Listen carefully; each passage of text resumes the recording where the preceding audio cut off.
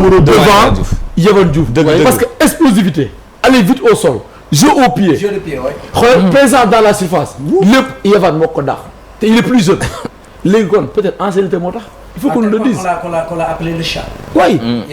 Yehvan on peut dire oui bu mu demee kan ñëw on peut dire oui bu mu demee kan ñëw pour club tegu ko mais match Coupe de France bi ñu def Lorient il arrête 2 penalty ñu gagné Lorient Coupe de France si la jëlaate place am en Ligue 1 moo góol Ligue 1 ba saison bi jeex même seen match play-off ñoom ak Saint-Étienne maintien bi moom moo ko assuré donc aujourd'hui si la lañu basé pour Diop moo gën a nekk devant man fu naa journaliste di poser genre question yi Pape Thiaw question yi ko reposer parce que on va venir jouer un adversaire plus fort mais man mën naa ci tontu j'ai eu la chance une fois de poser ça mais dañ ne Tony Silva en tant que préparateur de gardien moom mooy dicter le choix de l'entraîneur moom foofu loolu tu peux déléguer loolu doo décision moom da je suis d'accord avec toi da ngay décider ay décider parce que nous tous on a vu les prestations de Yehvan et de loolu mën nga ko nangu wala Talla attention après yow boo defee choix ce coach des gardiens waaw nga def choix jël ko teg ko fi quand il t'oriente faut aller dans ce sens-là sinon matu ko ah non man mën na ma jël coach gardien man en tant que coach mën na ma jël coach gardien qui s'occupe de mes gardiens spécifique yëpp moo koy def ma jël ko mu ne ma kii ak kii moo topp ci kii ma def l'inverse de ce qu'il me dit kon moom dama koy génnee ma jël keneen su ma demee ba nga xam ne dama ko fa teg je vais dans son sens mais non c'est pas parce que tu es coach gardien que tu ne supervises pas l'ensemble de son effectif tu supervises l'ensemble de l'effectif parce que xam lan moo am da ngay yow yaay def liste bi doo ko jox waa ji pour préparer gardien yi non tey c'est toi qui choisis le gardien jox ko yow yaay xool ñi les clubs fii yaay xool ba mu kii ni kii la tous les clubs en majorité oui ce sont les préparateurs de gardiens ñooy wax qui donne un avis qui donne leur avis qui donne leur avis kii la ñu war a jël te kii xam na ne seen club Ligue 1 préparateur de gardien bi moom mooy dicter choix bi. dama xam nga la wax Pape Thiaw. waaw mooy defar la liste des convoqués. ah oui mais tu peux day jël ay ngay xool góor yi di xool ay performance di xool yenn joueurs yi il n'est pas c'est pas parce qu'il est entraîneur qu'il ne regarde pas les gardiens bi. d'accord da ngay xool ñëpp tànn maintenant nag tu peux te poser des questions parce que yaa ngi gis prestation waa ji di gis prestation kii nga xëy suba ni que mais yow lan moom lan nga ma tegal en question tu peux remettre en question par rapport ak xëy na prestation. moi je délègue mais je ne donne pas je ne donne pas un chèque à blanc. xam nga délégué un entraîneur titulaire. je ne donne pas les gardiens souvent la première partie de l'entraînement déjà ñoom ils s'entraînent à part. oui. ils sont avec le spécialiste. donc boo demee ba ne spécialiste des gardiens. ma tànn la ma ne la sama projet de jeu nii la góol bu ay pied laa bëgg damay relancer de derrière wala ma ne la critères yi ak yi laa bëgg. je viens te chercher bu ñu commencé entraînement tu es avec les gardiens pendant 30 minutes 45 minutes. man je suis avec l'équipe je mets en place. mais tey mënuma la jël au moment de faire les choix nga donner ma ton avis. mais kon ne processus bi boo defee loolu ba pare. y a un truc global boo xamante ni tu intègres tout le monde. et toi tu es là présent. tu vois les faiblesses de l'autre. tu poses des questions. à l'entraînement Tony man bon je vois que waa ji sur chaque sortie aérienne il est à la ramasse. Pourquoi? dafa mais alors tu vas pas laisser dicter une choix boo xam ne tu vois vite que lii faiblesse la si kii. pas dicter mais. xam nga loolu dafa bees rek. yow li nga wax nii.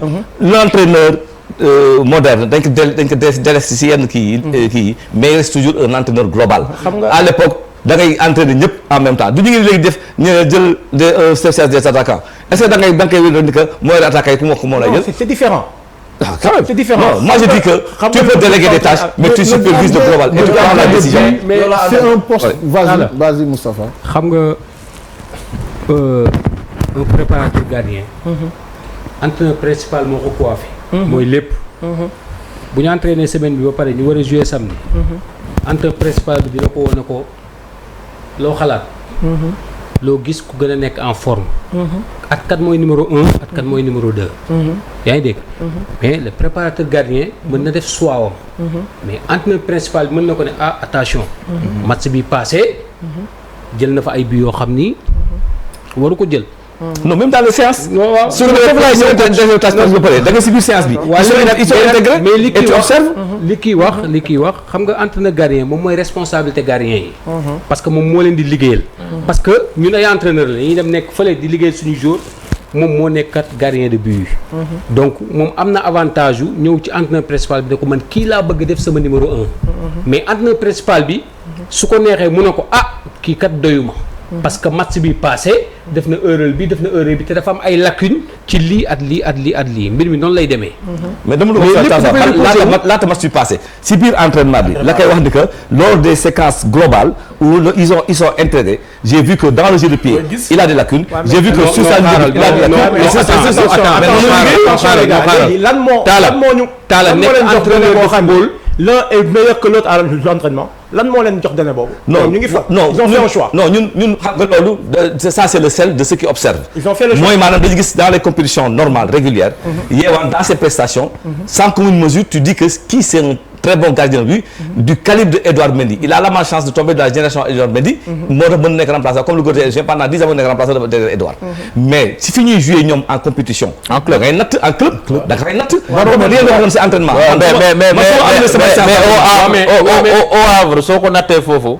ragal naa du ñu sori wanto parce que. le gars là il fait de gros arrêts en Ligue 1 mais suñ doon natt man dama bëgg ngeen d'accord si leen ay ñi waxoon coach yi man su ma defee sama équipe entraînement dañu am yoo xamante ni y a le travail des gars yi parfois ils prennent 45 minutes pour les réflexes la résistance durant seen ay ateliers mais y a des moments où c'est un travail intégral boo xamante ni tu testes le jeu de pied du gardien de but tu testes ses prestations dans des séquences réduites sur sa ligne de but sur des séances aériennes sur des balles arrêtées da ngay gis ay faiblesses.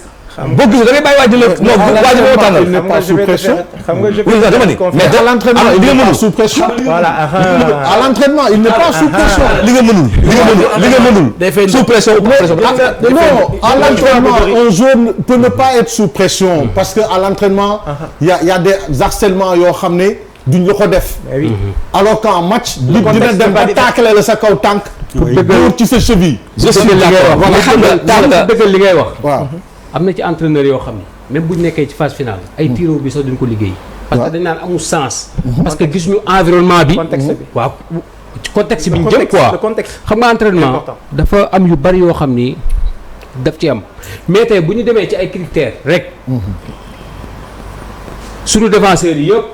Malang Sarr moo leen gën a apte actuellement. bu ñu demee ci ay principe ci wax dëgg te yàlla tax. moo leen gën a apte parce que championnat France la nekk bokk ci 11 yi. moo leen gën a apte. bu fekkee dañuy wax ay waxi performance. ay temps de jeu. léegi nag beneen bi mooy. le cas de Moustapha Mbow. Moustapha Mbow ñëpp xam nañ saison bi mu def France. dëgg la. ñu woo ko équipe nationale mu ñëw. dëgg la ñëw na. def ay quelques erreurs. mais ñun est-ce que waaw xaaral ma ñëw. 45 minutes. mais ñun est-ce que ñun foofu la ñu war a focaliser wu. ba ne Mbow mi baaxul ñëpp na Mbow baaxul rek. gars yi na baaxul. xam nga loolu baaxul. te Mbow joué na 30 matchs yoo xamante ni. 31 sur 38. voilà. léegi yow nga joué match yooyu yëpp di ko répété. di def ay performance nga ñëw ay match am bi koo def ñaari heure ñu ne noo baaxul rek ñëpp ne baaxul sànni ko. je pense que ni loolu du gestion. parce que tey Moustapha parce que ci avenir u parce que Sénégal. je suis d'accord parce que appréciation il a été meilleur défenseur en Ligue 2. Ligue 2 mu yéeg dem Ligue 1. Ligue 1 équipe am di waaj a wàcc. di lang ñu woo entraîneur bu bees Camboire. nga xam ne moom schéma am yëpp maintien la doon jouer. mais il l'a titularisé. et le garçon a fait de bonnes prestations. dëgg la non et en plus c'est Paris FC c'est l'un des plus gros. possibilité le propriétaire. dafa maintenir. waaw léegi daal xam nga choix li nga doon wax saa dafa am solo c'est-à-dire que dama jàpp ni choisir Elie Moussa Mbow moo gënoon yomb sedd pour. àdduna bi loolu mu def ko mais génn ko man jàpp naan du woon yoon. xam nga lu tax parce que bii Moustapha mu yow di dugg dañ wax xool yu bare man jàpp naa ne su fekkee ne dañ nekk si équipe boo xamante ne dafa pare woon Moussa Mbaw dugg nekk ak un Kalidou Koulibaly bari près même bu defoon yenn erreur du feeñ mais dañ ko boole si contexte boo xamante ni dañ doon flotter en défense 4 paires ni ñu koy échanger xamul ban moo si bu baax bi c'était normal que ku ne doon def premier match am mën ko rater mais loolu ñëpp xam nañ du valeur am donc éviction am si équipe bi pour man erreur bu mag la woon donc jugé ni que si ñu ko war woon jugé environnement du woon benn il est entré dans un moment boo xamante ni l'équipe se cherchait on avait de réels problèmes au niveau de donc loolu yëpp si joué yooyu def si joué donc c'est un joueur qu'on aura besoin dans l'avenir mais pour en revenir à truc xam nga ñi ngi cité toujours Malang Sarr bon man bëgg ma si waxtaan parce que man lu passé la mais moment bi dafa am moment boo xam ne dafa am un débat ñu toogoon fii ñu waxtaan fii ñu ni dañu soxla et puis ça c'est depuis 2 ans on le dit il faut mettre de la jeunesse et de la vitesse à l'axe dans le championnat espagnol Nabil Mendy s'est révélé par sa solidité par ses capacités d'anticipation et le côté athlétique man su ma doon arbitrer Nobel lay jël mais Nobel s'est tiré une balle dans le pied il est venu il n'était pas prêt pour jouer il a joué mu yàq il a joué blessé yàq na moo yàq fin de saison mu jël léegi loolu war ko def loolu ba mu demee nag ba mu demee li amoon mooy sportivement et objectivement ñun ñëpp dañoon Malang Sarr dañoo war a jël xam nga tax parce que il est capable dans des situations d'urgence d'être le remplaçant qu'il faut par son âge son vécu et ses compétences de l'année loolu moo tax ma ni erreur la woon ñu bàyyi ko fi. mais lu passé la je pense que aujourd'hui on peut pas l'ignorer parce que on est en difficulté. C'est-à-dire qu'il y a des choix yoo xam ne qu'on a fait et qu'on peut aujourd'hui regretter. Parce que aujourd'hui xam nga depuis 2 ans aujourd'hui on est en 2026. man maa ngi lire benn papier ba léegi mu ngi sama sac. Il y a un journaliste de l'Observateur qui l'avait écrit je pense que entre Siley Guette wala Jules Souleymane Diop xaw ma. ne ñu le premier chantier du Sénégal c'est l'axe central. On parle de la défense il y a 2 ans on parlait de la défense. Mais parce que pourtant on avait des doutes à droite depuis le départ de Savary. Et aujourd'hui jusqu'à preuve du contraire c'est encore l'axe central qui nous pose problème. Et ni ko Cheikh Tidiane di waxee c'est-à-dire que tey benn joueur bu polyvalent la ñu am boo xam ne mën nañu indil sécurité ci ginnaaw. Pathé 6. moom moo koy joué. joué na ko waaw mais yéen tam au départ Pathé 6. du défenseur central waaw c'est pas mais comme Cheikh Kouyaté waaw Cheikh Kouyaté noonu la demee non mais non dama ne Kouyaté milieu de terrain non parce que j'ai l'impression que da ngeen bëgg coûte que coûte ñu replacer ko foofu pour man ak pas coûte que coûte ñi fi nekk ñoo waaw mais régler le non mais moo tax régler le problème régler le problème moo gën a yomb moom nga replacer ko parce que bu ñu paree ci comme mondial bi aussi des fois ñun day objectivement dañuy wax ay wax yoo xam ne après man ça me pose problème parce que tey jii di nga dugal Abdoulaye Seck mu ñëw dugalul de daa bëgg waaw mais non mais xam nga loolu bokk ci biir non mais ma bàyyi ma egg li ngeen am équipe boo xam ne ci coup de pied arrêté yi vous avez un défenseur qui te marque des buts bi finale Coupe d'Afrique contre le Maroc moom moo jóg il fait un plus par rapport aux autres défenseur aussi du défense rek c'est un défenseur boo demee Arsenal Saliba ak Gabriel plutôt boo leen bind woon ci loolu boo ma ci duñ jël kii ba seen coup de pied arrêté duñu jël championnat Gabriel mooy mbëkkkat bi le plus xam nga tamit moom laay wax ni dafa am ñoo xam da ngeen xaw a nen lu tuuti mais qu'est-ce que Abdoulaye Seck fait en termes de différence saa yu ñu ko dugalee il marque des buts waaw non coup de pied arrêté bu ñu am bu bal bi jógee dégg nga keroog di jël ak mi nu muy xaroog moom ñu xalaat ko te loolu dafa am solo waaw te dañu yàgg am problème boobu ñun ay Sahéliens lañu on a des joueurs yu xaw a costaud yoo xam ne dañu doon am problème mu dugal but ci ay coup de pied arrêté dañu amoon déjà ku ñu dóoral moo tax des fois je pense que entraîneur bi dina dugal benn Lamine Camara parce que tout simplement il tire bien mën na dóor par rapport ak bal arrêté yi te loolu dafa yàgg dafa ndànk rek équipe yi ñu am Sadio Mané équipe ba mu nekk du fa dóor bal arrêté ñaar nga am Lamine Camara de temps en temps. waaw mais non mais dafa dangereux non xam nga fu may wax non xam nga fu may waxee non xam nga fu may waxee dama ne. non dafa bu dugg waaw mais xanaa crise taay na ko Sadio moo naan ni dégg mais damay wax rek dama ne tey jii nii boo jëlee Krépin Diatta soo dindee Krépin Diatta dindi Lamine Camara amuloo ku lay dóoral ay bal kii ay bal arrêté. Habib Diarra day dóor. non pas autant que ñële ñoom la ñu jox. c'est le spécialiste. Abdoulaye Seck c'est un plus en attaque. waaw mais boobu balaa nga ne daal dafa yaa nga fa. balaa nga waaw mais non ñaata bii la leen dugal. mais donc il faut pas sous-estimer ça. mais en défense il est quoi. son premier rôle. c'est mais son premier rôle tey. c'est le défenseur. xam nga wax ji. arrière d'abord mais jaaykatu caaf bi. déglu leen ma. arrière d'abord.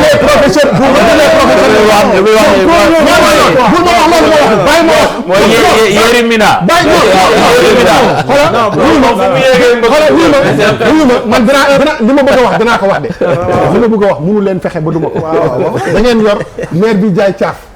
profane football bi xamul dara. da ngeen am ñetti match.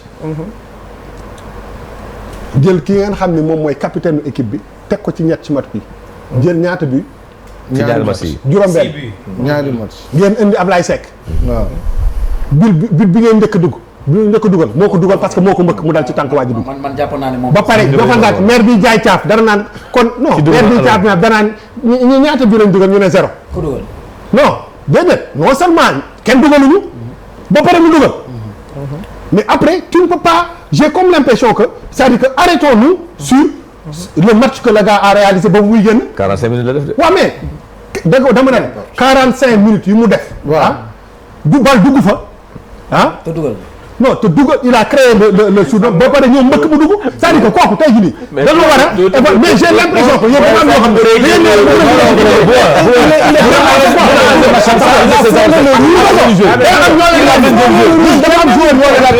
Sénégal fii dafa am joueur yoo xam dañ leen mel. non Ablaye Seck saa yu duggee on a joué contre l'Irak qui n'a eu aucun tir cadré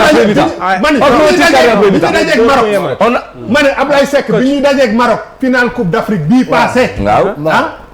dugg def nga ni match. wuyu ma waxuma la def nga ni match. defal ndànk il a été décisif. bal boobu ñuy kii Ismaïla Sarr. mais bi dugul. non waxuma la non dama si non. accordé wuñ ko non mais xam ngeen li tax accordé wuñ ko buñ ci dellu si waat. damay génne seen vidéo yi de. waaw non xam fi. non Ablaye Seck daf ñu indil non. en termes de régularité. dafa am ay moments yoo xam ne dafa am li mu am moom. Kalidou Koulibaly amu ko. ñeneen ñi amuñu ko. timing benn. waaw mais non timing bi. voilà bu xoola moo tax saa yu ñu amee balle arrêtée. la défense moom la ñu gën a tiit sax que Jackson. mais Boubacar dafa doon balaa nga ne am nekk. d'abord défenseur loolu mooy football moderne. mais il est défenseur. avantage bokkul. attends yow d'abord défenseur. def défenseur. son premier rôle c'est quoi? défendre. C'est de défendre. mais Bouba loolu mooy base bi. non il a fait un grand match. mais Bouba waaw dafa jël bi. ma bañ a encaissé moo gën ngay dem. encaissé wu non la wax. Quand tu juges sa prestation. Moi sa prestation elle est moyenne. Elle est moyenne ça veut dire. Sa prestation elle est moyenne. ban erreur ses interventions défensives. mais ban erreur la fa def. xam nga ban erreur la fa def 2 fois. bi ko waa ji di jiitu bi muy jël carton jaune defal ndànk. waaw. kooku lan nga forcé leen foofu joué leen foofu ci moom. il a fait un deuxième jour ba pare mëkk dugal da ngeen am ñoo leen nennu. Bouba nangu nañ